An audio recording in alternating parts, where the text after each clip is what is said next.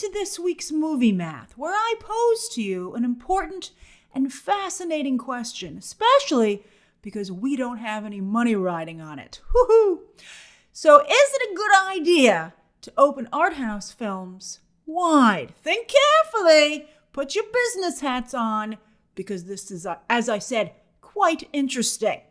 So look at Poor Things. It didn't go wide until its 7th week. That movie might have been crazy like a fox, though.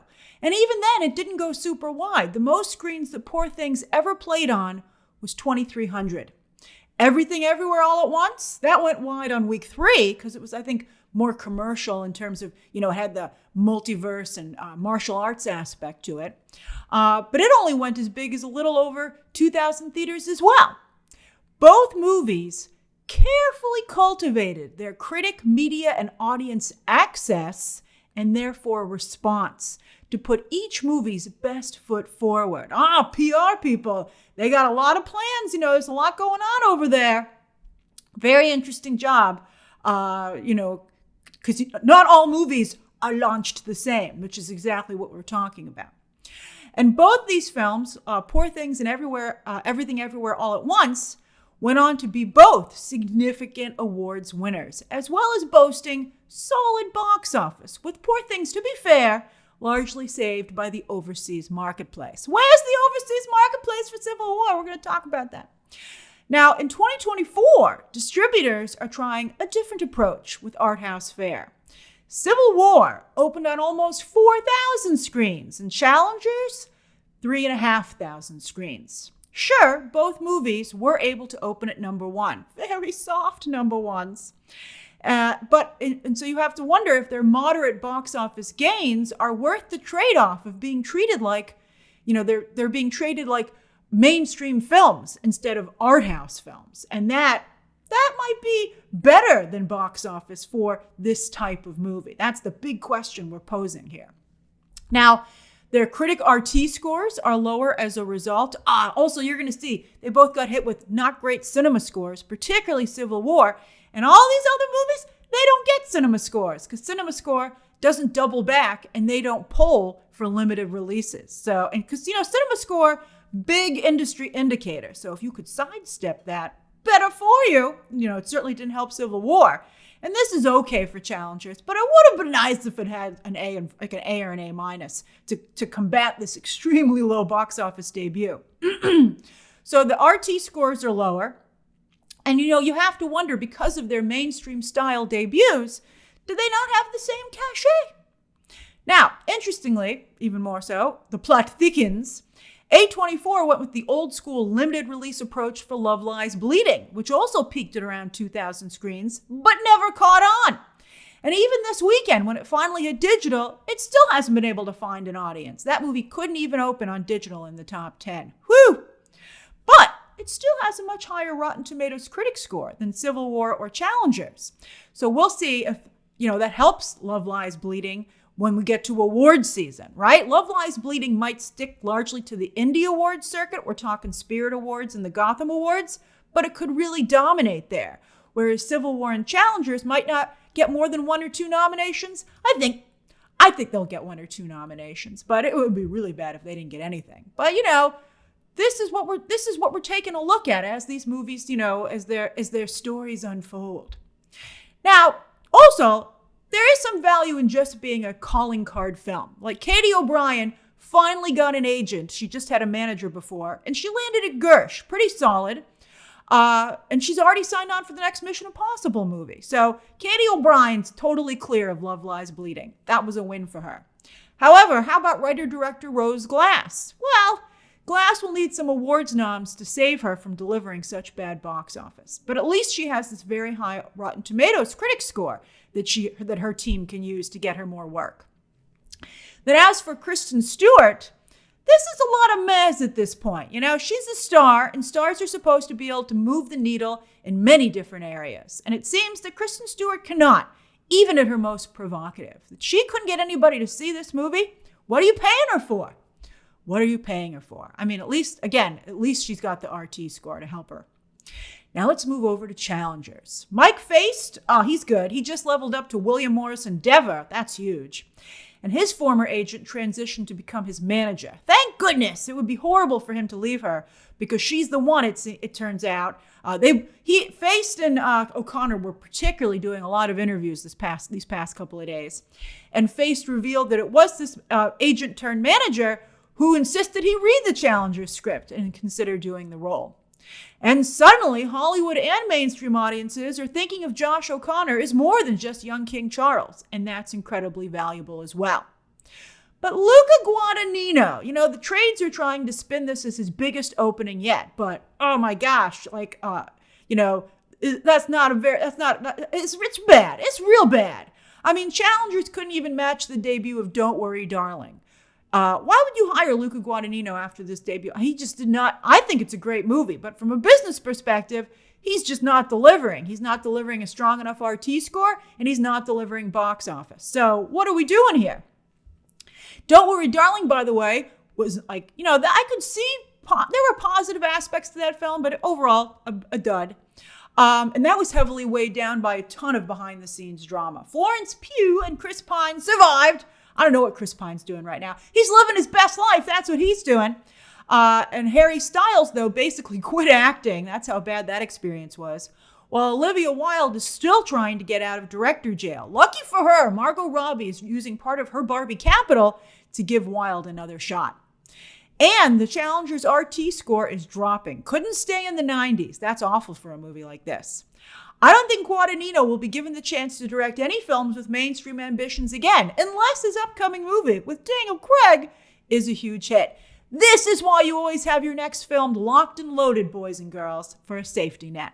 Then Zendaya. Now, don't cry for Zendaya. Zendaya is a star and always will be. I mean, the red carpet publicity alone that she got out of this launch was fabulous for her. But Hollywood was thinking she might be another megawatt actress/producer hybrid like Margot Robbie. They were kind of feeding off of each other from their red carpet looks, this new method dressing, right? That Zendaya's team, by the way, got that term coined. But, Margot Robbie's certainly doing the same thing. But, challengers did not materialize, even as, it wasn't going to be Barbie, but it's not even an art house Barbie. So I'm thinking maybe Zendaya, maybe she could be another Angelina Jolie. When Angelina Jolie was doing well. An award-winning fashion icon actress with a ton of fans, but who's not super reliable at the box office. And to be fair, Margot Robbie only does have just one hit right now, but it's like one of the biggest hits of all time. And nobody thought that someone could make Barbie such a big hit, so that's very impressive. Nicole Kidman is another good comp for Zendaya. Both Jolie and Kidman are also drawn to provocative content like Challengers. And here's an interesting thing. Feist and O'Connor are the ones, though, who are doing the provocative scenes in Challengers, which might be why they're getting more attention.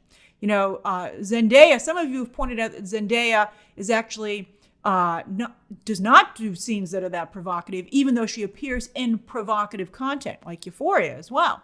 And so I don't know how much longer, she obviously should do whatever she feels comfortable with, but and she won a lot of awards for Euphoria. It's an interesting question, but I definitely think that Feist and O'Connor, off of the red carpet, are getting the most attention for Challengers. Now, Kidman just received a Lifetime Achievement Award over the weekend at AFI, where she looked stunning, by the way. Wow! Her red carpet, her stylist also did a banger job. She always looks great, but she looks really amazing. And while there are a lot of box office duds spotlighted here at the event, seeing them all together as a career is pretty impressive. For other reasons, Nicole Kidman, not a big box office draw, but you can see why she's still iconic.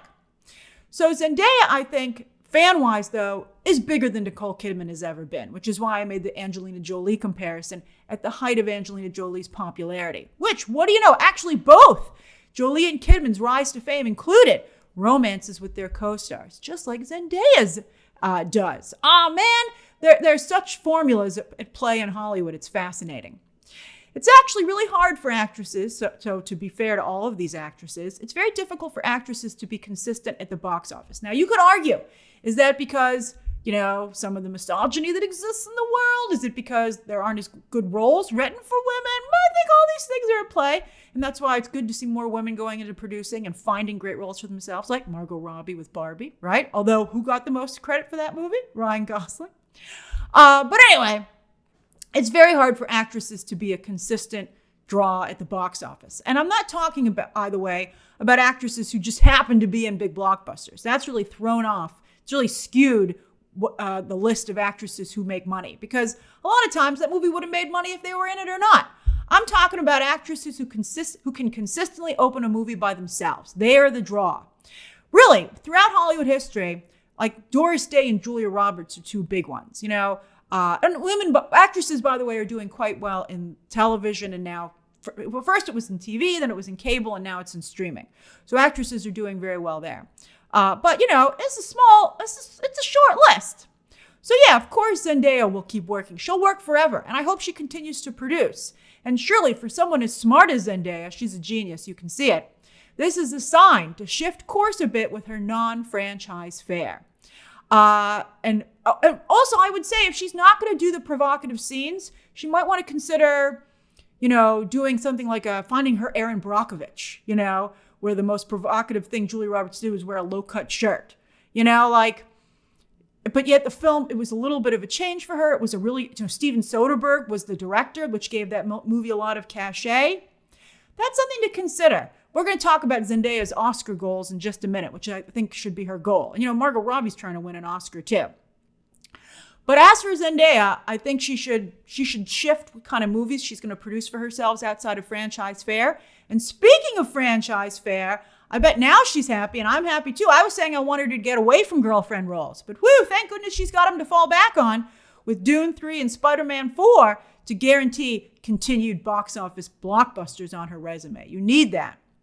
Now, Zendaya already has a lot of very much deserved awards in the TV space for Euphoria, but now I think she needs to cement her status as an A-list film actress. She doesn't even have an Oscar nomination yet, but she hasn't really been trying. Zendaya, Challengers was her trying. And it ain't over. She might get a nomination for Challengers. So let's see how competitive the field ends up being. But I think that she should focus on trying to get an Oscar nomination and win outside of continuing with franchise work. And the best way to do that is to work with directors who have won other actors and actresses Oscars. Zendaya trying to forge her own awards path, first with Malcolm and Marie, when she reteamed with her Euphoria writer-director Sam Levinson, and now Challengers with Luca Guadagnino, it's not working. She should go with she should go to the safe awards space. That's what I would recommend that she do. Call up Scorsese, man. See if he's got something. Who doesn't want to work with Zendaya? But you never know. As I said, this box office for Challengers is just so bad. We'll have to see how awards season goes. And don't underestimate Amy Pascal, who is actually a really good awards campaigner. She produced Greta Gerwig's Little Women, of course, which got 6 nominations and 1 for costume design. And of course, Spider-Verse has done very well in the awards space as well. All Challengers needs is noms. It doesn't even need to win. It just needs those noms. And that would save this endeavor for both Guadagnino and Zendaya. Again, as I said, it's already a win for Feist, O'Connor, and debut screenwriter Justin Kuritsky, who is now part of a Hollywood Awards film power couple with Past Lives' Celine Song. Just the novelty that they both have such big films 2 years in a row, that alone is going to power them for their next couple of projects. Kuritsky, by the way, is writing Luca Guadagnino's next movie with Daniel Craig. And also, maybe Challengers will do well on digital, but you can't count on it anymore because the audience didn't materialize for Love Lies Bleeding. I'm surprised by that it couldn't even make the top 10. That to me is shocking. And Poor Things did okay numbers on Hulu, but it didn't become a streaming sensation. But that makes what Saltburn did on Prime Video all the more impressive. That was cool, but now even more so, if I were Emerald Fennell's team, I would be talking that up. I'd be like, hey, Emerald Fennell can get people talking, even if she can't make you any money or win you any awards. I think it did well in some spaces, but she can make a splash. She's got something. Speaking of agents and managers, that's the whole job. Your client's got something going for them.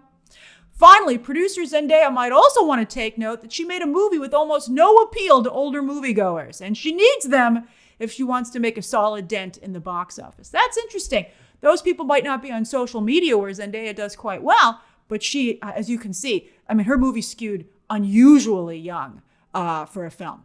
So just, hey, it's a note for the next project, Zendaya.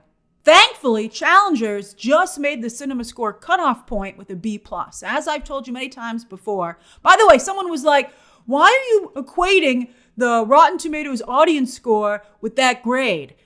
The thing in the yellow circle is the CinemaScore. It's not a grade that I'm extrapolating out of the RT audience score. Those are two different scores from two different groups. Rotten Tomatoes audience score, which is self-submitted on the Rotten Tomatoes website. And then I think they just restrict that number to verified. So you're trying not have review bombing. But then CinemaScore is done in real life by actual people who are asking actual people at movie theaters across the country. Not every single one. It's spot polled, like they do in politics. And like in politics, it's not always necessarily accurate. However, in the movie business, the CinemaScore has been pretty accurate when it determines the longevity of a film, how long it might play in theaters, or if it's going to disappear real fast. And anything lower than a B+ tends to mean it's going to disappear pretty fast. Civil War's holding on okay. We'll talk about that in a moment. But yeah, unless you're a horror movie, you don't want to go lower than a B+. So very, very interesting. All right, so also CinemaScore tends to spot poll in mainstream theaters, particularly in the middle of the country. They don't go to the Arthouse theaters. And so that would also be not great for some of these movies, which would maybe be why they don't want a CinemaScore. All right, so Civil War got hit with a B-, but it's still now A24's second most successful film of all time domestic. Although, despite a very solid hold this past weekend, I don't see it catching up with Everything Everywhere All at Once. It might get pretty close, but I think Everything Everywhere All at Once's crown is safe. Although as A24 gets more savvy in the box office space, another movie might come along. Will it be Maxine? Well, I don't think so, but we'll see. And while overseas audiences have been very kind to Civil War, where the heck are you at the box office? Because you can see that overseas number is ridiculously low. And at this point, A24 is going to lose money, not a little bit of money, some real money on Civil War, especially because they spent so much money on advertising. So Civil War better get those noms and hopefully at least one win. Also, it can maybe bring in a lot of revenue on digital. We'll see. And I guess, they got that money from Max to have the exclusive streaming rights. So they're feeding that monster, right? So that's good. They're making that deal look worthwhile. All right, as for the rest of the weekend box office, another faith-based film did solid box office, this time released by Lionsgate. Much better than the third film that was released this weekend, Boy Kills World, which barely managed to make the top 10 at all. The Alien re-release almost edged it out. Yikes. Those Skarsgård brothers might be pretty to look at, but ain't nobody willing to pay to see them. Alex has done very well on streaming, and if the Crow remake doesn't work out for Bill, and I don't think it's gonna, he might want to focus more on streaming as well. Dune is almost finally out of the top 10, but it did it! It did it. It crossed 700 million worldwide. Lisan Al-Gaib, indeed. As for last weekend's new releases, Abigail fell about almost 50% to fifth place with just about 19 million total so far in 2 weeks, while Henry Cavill's box office continues to disappoint with his new movie falling almost 60%, and it only has a little over 15 million so far. Is its domestic total. Both these movies now are going to have to rely on the kindness of digital, and both hit very soon, the same week in fact. Abigail comes out next Tuesday, May 7th, and then The Ministry of Ungentlemanly Warfare drops the following Friday on May 10th. Like Monkey Man, though, which was a box office flop, Monkey Man is now currently number 2 on iTunes, right next to Dune. That's a good look for the film. And if it can hold in the digital top 10 for the next couple of weeks, Dev Patel will be back in it. You never know in Hollywood. You got to just keep going if you can. Over on streaming, starting with Nielsen for the end of March. This was the week that Disney Plus and Hulu officially merged. And wow! Look at Family Guy go, placing 6th on the overall chart. But speaking of animation, I talked about this a little bit in my X-Men 97 breakdown this week. Let's dive into it a little bit more. This was the second week for X-Men 97, with 3 episodes at this point. The 6th week for The Bad Batch Season 3, and the 3rd week for Invincible Season 2, Part 2. The latter two shows with a lot of episodes under their belt, 41 for The Bad Batch and 16 for Invincible. Yet none of them are on the originals chart, much less the overall chart. Blue Eye Samurai made the originals chart, number 9, but hey, it made it back in December, and that was a binge. And interestingly, What If Season 2, which was a daily drop, so almost a binge, managed to make the originals Nielsen chart in December as well, number 6 when it came out. So should animation, especially animation aimed at adults, maybe be a binge drop? Does a show need to make the Nielsen charts to be considered a success? I'd argue it needs to make the originals chart. Not necessarily the overall chart, but if it's not even on the originals chart where the numbers can get pretty low, then it's just really not part of the conversation. Also, while live action shows, I think, benefit from a weekly conversation, I don't know if it's the same for animated shows, especially if the audience is this much smaller. Only X-Men 97, I'd say, is an exception because the weekly release, perhaps low in viewership, makes such a big splash on social media. Every week, this baby's trending. I mean, I think one episode didn't quite trend, but for the most part, it gets a lot of social media attention. And we haven't even done the 3-part season finale yet, which starts this week. So what do you think is the best way to release animated shows for adults? And how do you think these shows are doing, even though they're not in the Nielsen ratings? Are you watching any of these shows? And are your friends and family? Or is it just you? Are you watching it by yourself? Darn it.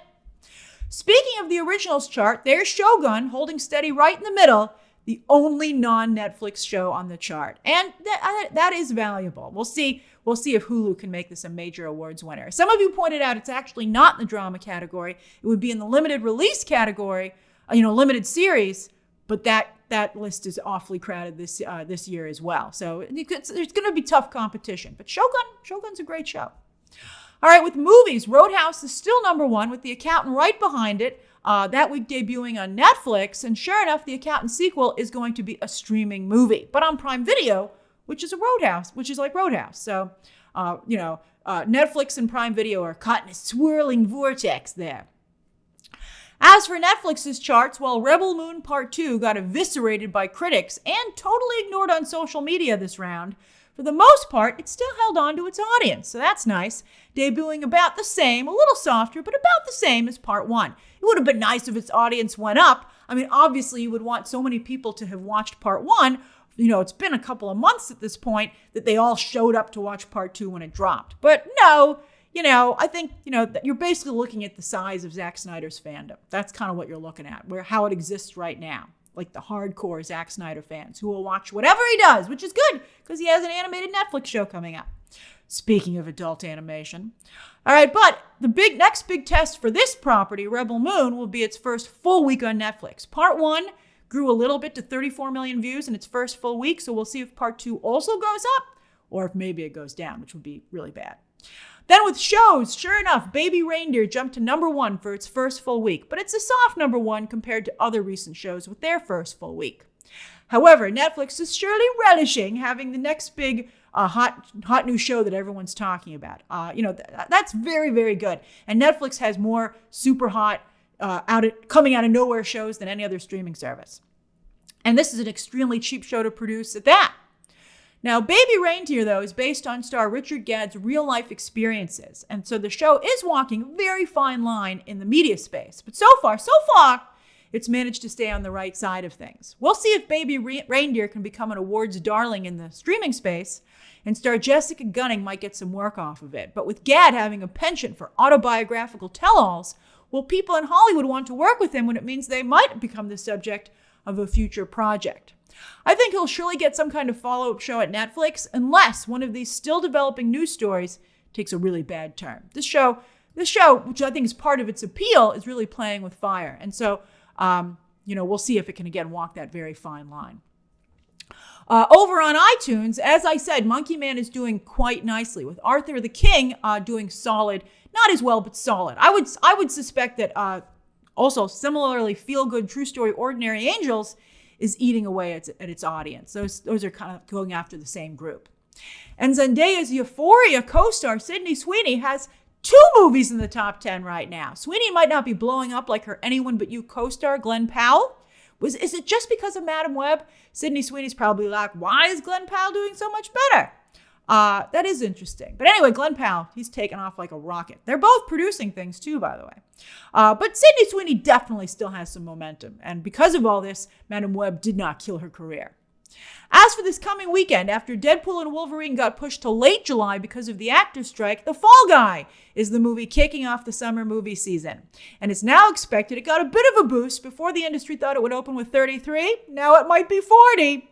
There's a lot riding on this film for all involved, but especially Ryan Gosling post-Barbie.